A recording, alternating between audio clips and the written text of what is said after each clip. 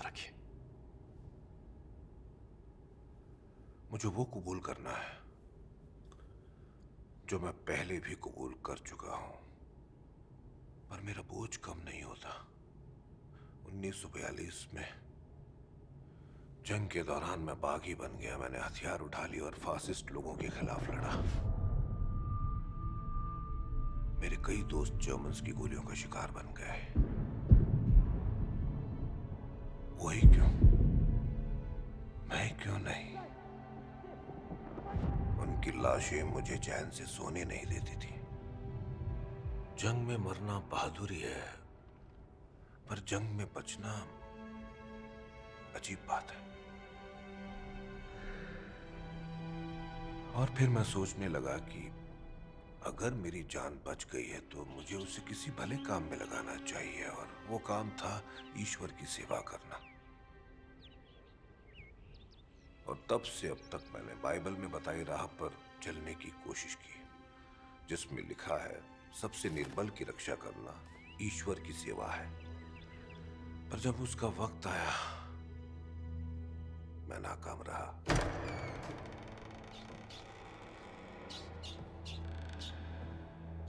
मैंने उसकी मदद नहीं की, उस पर यकीन नहीं किया, उसकी बात नहीं सुनी।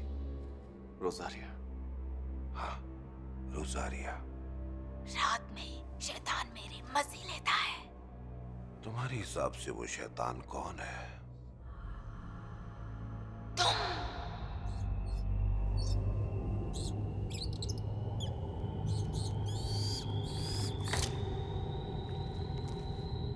वो किसी के वश में नहीं थी।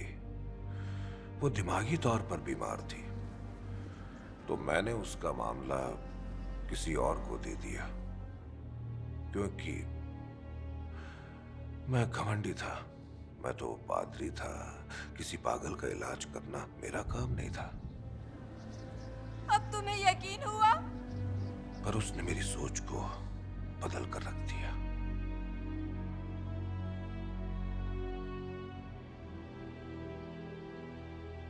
मैंने उसके मरने के बाद उसके ऊपर हुए अत्याचार की अफवाहें सुनी, जिन्हें कभी वेटिकन सिटी से बाहर नहीं निकलने दिया गया।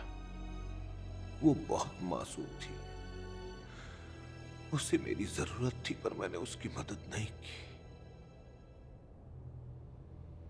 मेरा बोझ उसकी आत्मा है, और वो शैतान ये जानता है।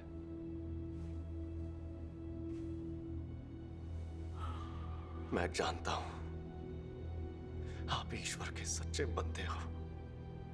फादर मॉर्थ, इस बोझ को हल्का करने का वक्त आ गया है। मुझे माफ करना फादर।